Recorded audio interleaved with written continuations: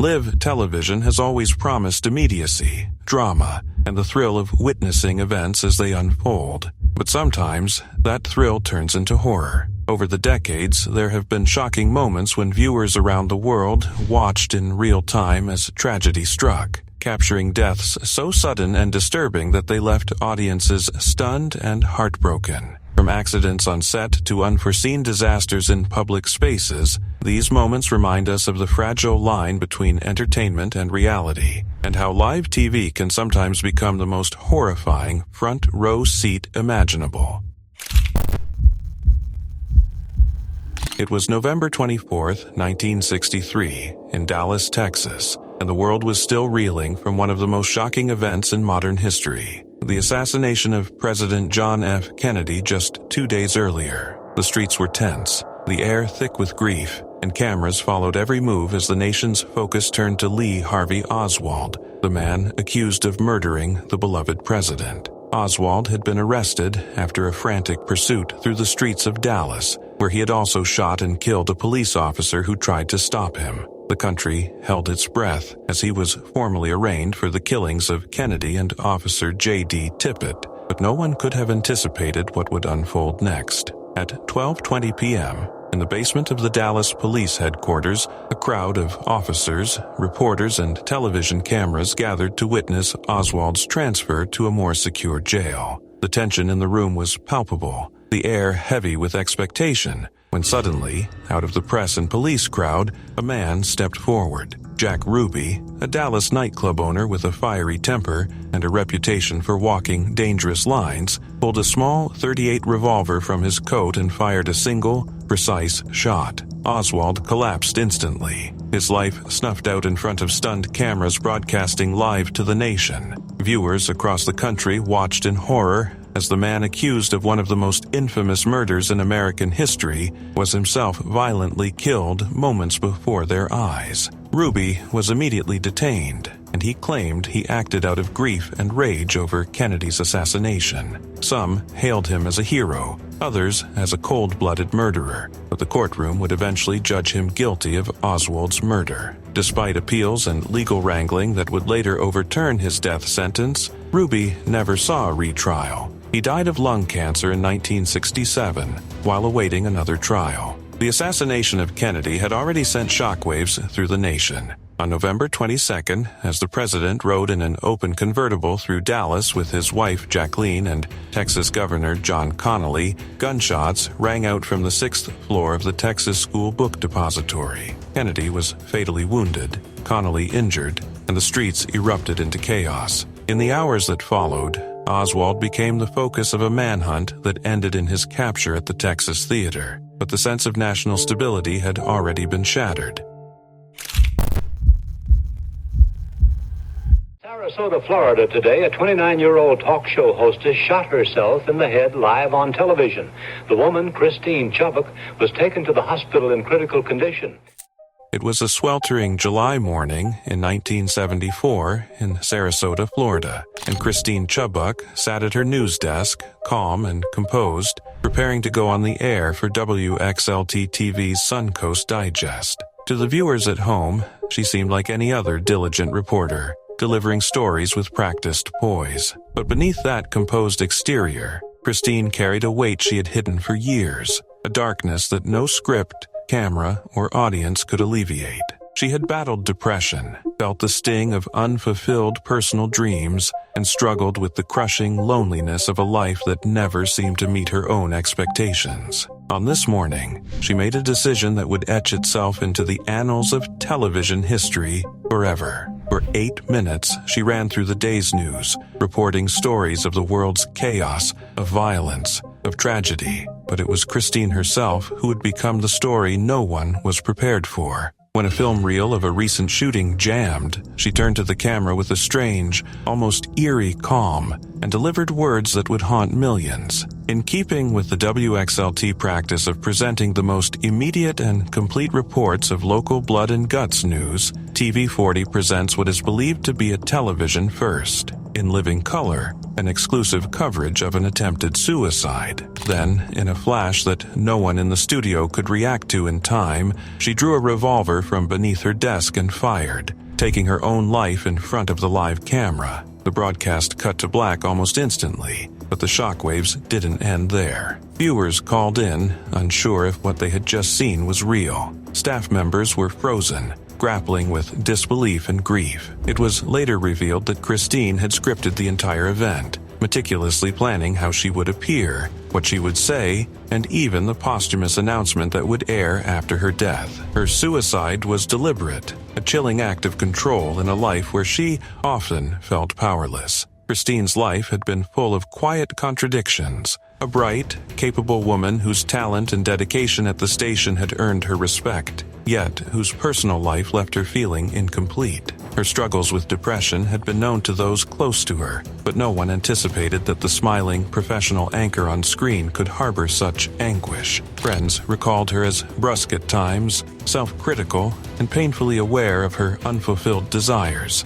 She longed for companionship, love, and recognition beyond her career, but life had denied her those simple human connections. In the hours and days that followed, Christine's death became a somber conversation about mental health, loneliness, and the pressures of performance both on screen and in life. The station ran public service announcements and then films to replace her show, while the world tried to process the horror of what had just happened. Her funeral was held on the beach, attended by about 120 people who scattered her ashes into the Gulf of Mexico, while songs from her favorite artist, Roberta Flack, played softly, a mournful soundtrack to the tragic end of a life that had always seemed so poised, so in control, yet so profoundly alone. Decades later, the broadcast itself remains locked away, unseen by the public, a haunting reminder of Christine's final statement. Her story has inspired films, documentaries, and urban legends,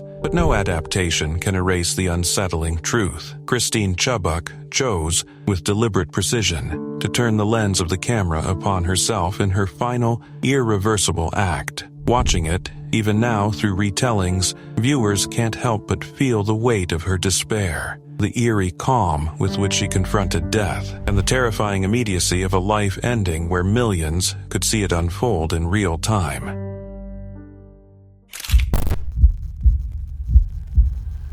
In solidarity with our colleagues today at WDBJ7 as we remember two of their own on this day 10 years ago. ABC 13's Rachel Tillapaz shares the impact reporter Allison Parker and photojournalist Adam Ward. It was just another bright summer morning on August 26, 2015, along the scenic shores of Smith Mountain Lake in Moneta, Virginia. The air was calm, the sun rising over the water, and the tranquility belied the horror that was about to unfold. Allison Parker, a 24-year-old rising star in local journalism, stood with her camera operator, Adam Ward, 27, preparing for a live segment for WDBJ's morning show. They were interviewing Vicki Gardner, the executive director of the local Chamber of Commerce, about the upcoming 50th anniversary of the lake, a routine story in an idyllic setting. No one could have predicted that within moments, the cameras would capture a nightmare that would shock the nation. As the broadcast began at 6:46 a.m., Parker spoke animatedly, smiling as she asked questions. Ward's camera followed every movement, capturing the calm, professional energy of the morning news team. Then, without warning, a figure appeared in the background. Vester Lee Flanagan II, a disgruntled former WDBJ reporter, had been lurking nearby, armed and filled with rage. At first, no one noticed him, the sun glinting off the water, the gentle lapping of the lake masking the danger. In an instant, the silence shattered. 8 rapid gunshots rang out, echoing across the still water. Parker screamed, flinching as she tried to flee. Her words cut off mid-sentence. Ward's camera clattered to the ground, capturing the chaos in shaky, horrifying detail, even briefly catching the image of Flanagan holding his Glock. Vicki Gardner dove to the ground, curling into a fetal position, hoping to survive the unthinkable. 15 shots in total, each one a punctuation mark of terror, marking the end of 2 lives and altering countless others forever. Parker and Ward were dead at the scene. Gardner seriously injured, but clinging to life. Back at WDBJ's studio, anchor Kimberly McBroom was suddenly thrust into confusion and fear, unaware at first of what had just unfolded live on air. The horrific scene had been broadcast in real time to unsuspecting viewers. Calls flooded into the station as people tried to make sense of what they had just seen. Within hours, law enforcement pieced together Flanagan's identity through Ward's fallen camera, his social media accounts, and a chilling confession faxed to ABC News. Flanagan fled, abandoning his Mustang at the airport before continuing a high-speed chase in a rented Chevrolet Sonic. His flight ended less than 2 miles later, where he shot himself in the head in a desperate final act. He was airlifted to a hospital but pronounced dead shortly after. The calm morning had descended into tragedy, leaving a scar on the community, the news industry, and the nation. Allison Parker had been full of promise, her bright energy shining in every story she covered. A graduate of James Madison University and Patrick Henry Community College, she had returned to WDBJ after experience in North Carolina, ready to make her mark. Adam Ward, a Virginia Tech graduate, had grown into his role as a skilled videographer and occasional sports reporter, always capturing the world through his lens with dedication. Their lives, so full of potential, were snatched away in a blink, leaving loved ones to grapple with unimaginable loss. Flanagan, known professionally as Bryce Williams, had a history of conflicts with colleagues, grievances over perceived slights, and a mind steeped in anger and resentment. He claimed he had been driven to violence by workplace discrimination, personal humiliation, and a host of grievances he documented in his so-called side note, a chilling explanation that sought to justify the unjustifiable. He posted a video of his attack online moments before fleeing, a horrifying first-person perspective of a murder that would haunt those who saw it. In the aftermath, the world struggled to respond. Families mourned. Journalists grappled with the ethics of covering such a violent act, and social media users wrestled with the spread of Flanagan's footage. Allison's father, Andy Parker, turned his grief into advocacy, fighting to protect others from gun violence and attempting to combat the spread of the murder video online. Chris Hurst, Parker's boyfriend, took up her cause in politics, running for office to push for stricter gun control. And when I saw him put the dressing gown on and sort of topple over, I thought it was just a sort of original finish he'd got, something new.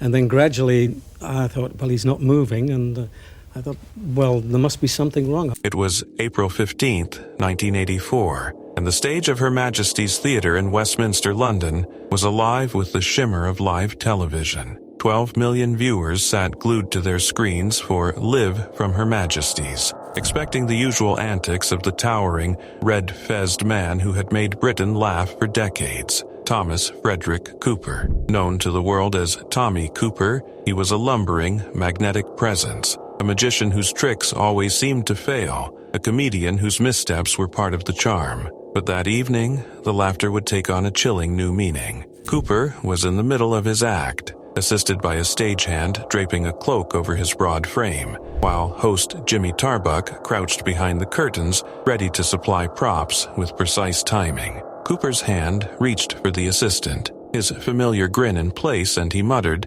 seemingly to no one in particular, "Thank you, love." Then, just like that, his body gave way. He slumped backwards. At first, the audience laughed, assuming this was another of his trademark comedic stumbles. After all, Tommy Cooper's act was built on chaos, on the illusion of failure. But as the laughter continued, a creeping unease spread among those backstage. This wasn't a trick. The curtains rustled. Hands reached out. Tarbuck froze. The crew's eyes widened behind the curtain as the reality sank in. Cooper was not rising again. The assistant smiled, believing the collapse part of the act, unaware that the man she assisted was slipping into the final curtain call of his life. The audience, still chuckling, slowly began to recognize something was terribly wrong. The laughter faltered, then faded into tense whispers. Tommy Cooper had suffered a heart attack. His heart, worn down by decades of heavy smoking, late nights,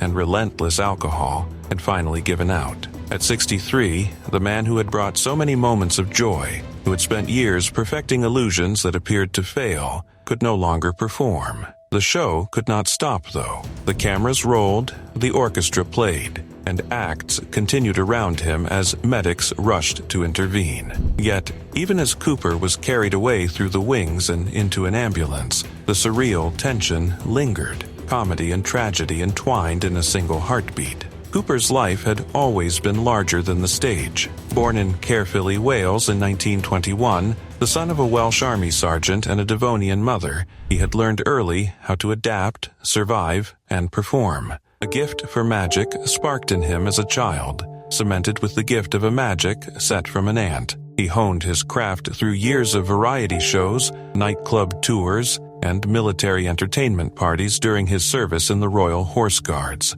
It was during a show in Cairo that the Red Fez, now an icon of British comedy, first found him, plucked from a passing waiter when a prop failed mid-act. That accidental choice would define his stage persona for the rest of his life. Through the 1960s and 70s, Cooper became a household name. He was the awkward, oversized magician whose tricks never went right, but whose timing and charisma were flawless. Yet behind the laughter was a man whose body and health were faltering. Heavy smoking and drinking had taken their toll, making him prone to chronic pain and circulation problems. Yet he refused to let them steal his stage presence. Even after a heart attack in Rome in 1977, he returned to television just months later, determined to keep performing. And so, the audience that night had believed they were witnessing another of Cooper's comedic stunts. Few could have imagined that the prop-laden stage, the careful choreography,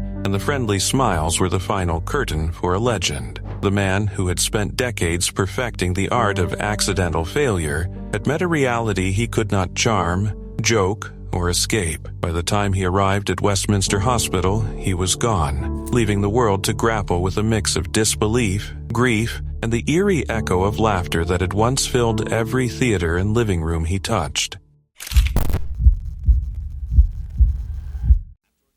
In 1986, State Treasurer Bud Dwyer was convicted of bribery and was to be sentenced to 55 years in prison. The day before his sentencing, Dwyer held a press conference where he maintained his innocence.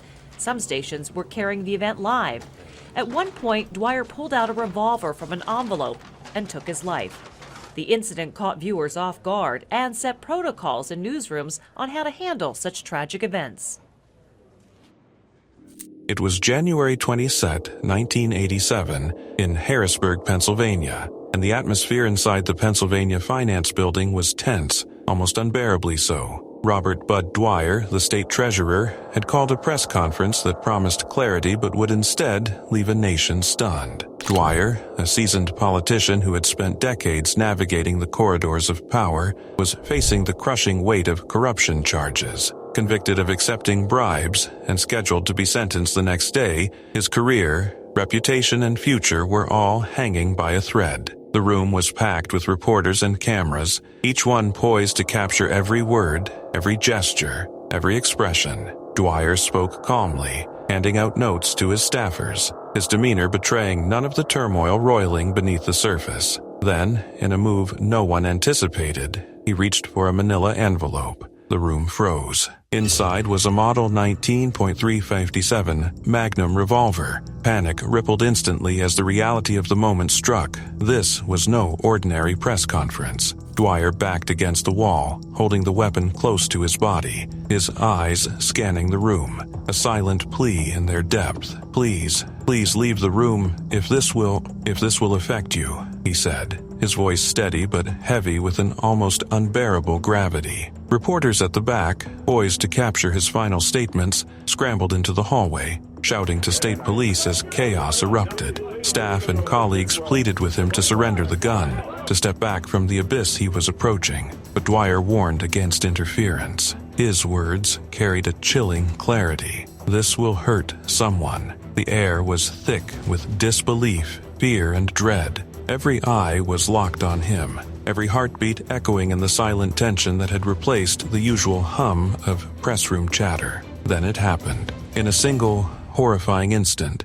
Dwyer raised the revolver and fired through the roof of his mouth. Time seemed to stretch, the room suspended in shock, horror, and disbelief. Cameras captured every fragment of the tragedy as it unfolded live on television, etching the scene into the memory of anyone who saw it. The room, once filled with murmurs and shuffling papers, became deathly silent. The unthinkable had occurred. Dwyer was pronounced dead at 11:31 a.m. His life ended in a moment that defied comprehension. Bud Dwyer had been more than the charges, the scandals, the headlines. He was a man born in St. Charles, Missouri in 1939 who had climbed through the ranks of Pennsylvania politics with intelligence, ambition, and a drive to serve. He had taught social studies and coached football, shaped young minds, and built a family. Yet, in the glare of impending disgrace, facing a system he could no longer navigate, he made a choice that shocked the nation. His body remained in the room for hours as law enforcement investigated,